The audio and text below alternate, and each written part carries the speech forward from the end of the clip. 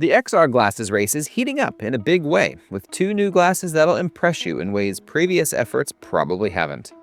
Xreal 1S is the follow-up to the successful Xreal 1, keeping the same X1 chip inside, which enables native spatial tracking, a new real-time 3D conversion mode, drops the weight by 2 grams, and even increases brightness 100 nits over last year's pair.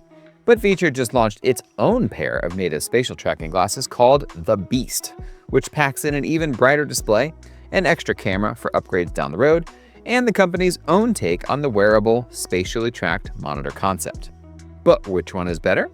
If we're just sticking to the price, Xreal 1S is a pretty easy pick. At $449, they're $100 cheaper than Viture Beast, and it seems they mainly do it by keeping the camera as an optional $100 accessory. Both glasses support native 3DoF spatial tracking, which means you can plug either of these glasses into any device you want and get a spatially tracked display. That virtual display can be pinned in one location so you can freely move your head around, and the display won't bump all over the place with your every movement like other smart glasses. It stays put like a real TV or monitor. Things get even better on the Xreal 1S when you add in an Xreal Eye camera, which enables native 6DoF tracking. That gives you even more freedom of movement and also means you can get up and walk around the virtual display VR headset style. Even if you just care about 3DoF tracking, Xreal does a better job than Viture at the moment.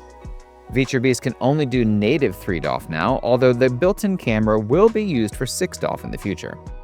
Plugging Beast into Viture's Spacewalker software enables a host of additional features though, including multi-virtual monitor support and more robust tracking.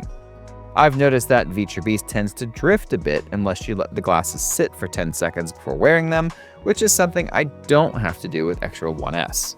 I do expect Viture to improve this in the future, but for now, it's a win for Xreal. Both glasses offer similar levels of comfort with adjustable arm angles, scalable virtual screens, and support for prescription lenses. Display comfort is also quite similar between both glasses, despite the lens tech being different.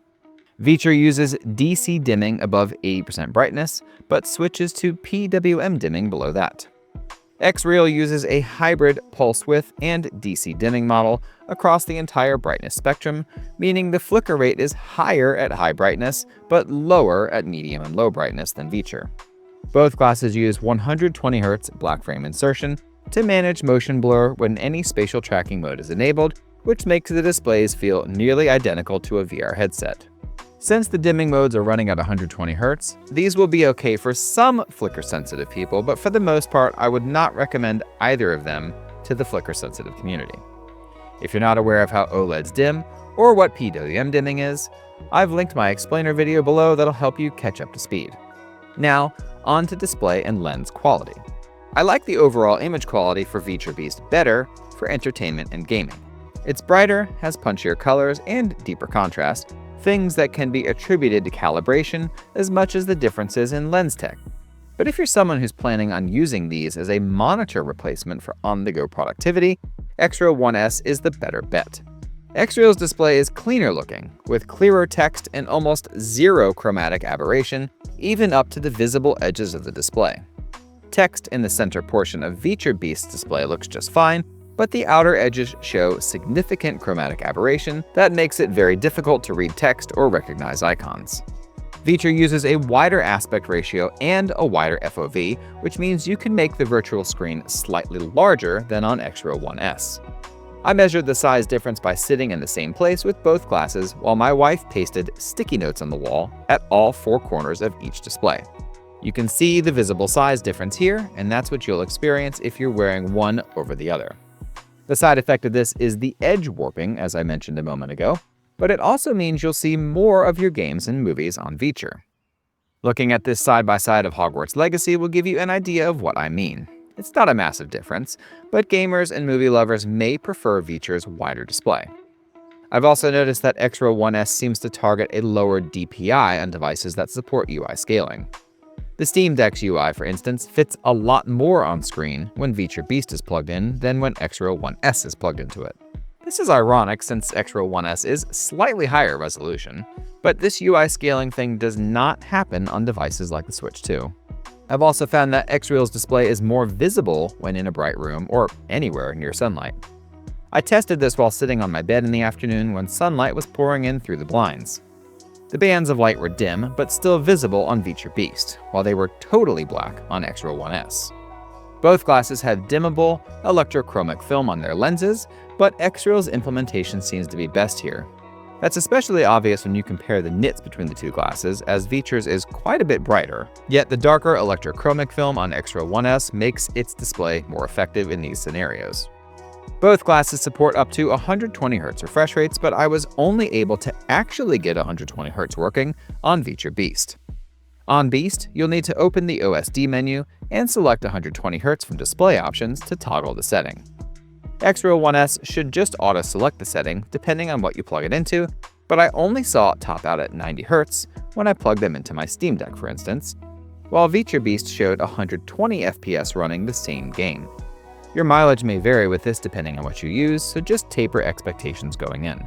Speaking of tapering expectations, features like Xreal's Real 3D and Viture's Immersive 3D are a lot of fun, but really only work well in specific circumstances.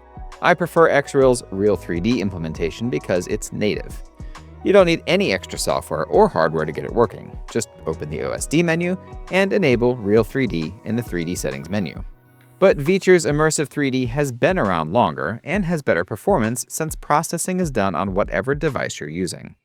That being said, so long as you're okay with 30 FPS, Xreal's Real 3D is far easier to use and is much more reliable than Viture's because it's a native feature running on the glasses chipset. If you need an example of how this looks, it's pretty similar to looking at a Nintendo 3DS, but remember that this works on any content on Xreal, while Viture's Spacewalker software only supports Immersive 3D on certain types of things. Lastly, I want to take a look at how to interact with each of these glasses' settings. Both feature an OSD menu like a proper monitor, so you can easily adjust settings through it. You can quickly adjust brightness and volume with the buttons on the left of Viture Beast, while the buttons on the right offer quick electrochromic dimming and display size options. Xreal has this really nice little multi-select UI when you click either plus or minus button on the right temple, but the only quick actions you can take here are volume, brightness, and electrochromic dimming.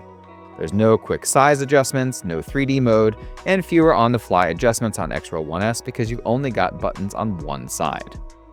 But Xreal offers more options overall via the OSD menu, so you still get more with Xreal even if it takes a little longer to get there. Overall, Xreal 1S is a better pair of glasses and it's cheaper to boot. It offers a superior plug-and-play experience, including better clarity for text and similar details, but don't count Viture Beast out, as I think the display size and calibration looks nicer for movies and games, and the company's Spacewalker software offers additional features you can't get with Xreal. Plus, Viture's vast ecosystem of products are hard to ignore. Which one's best for you?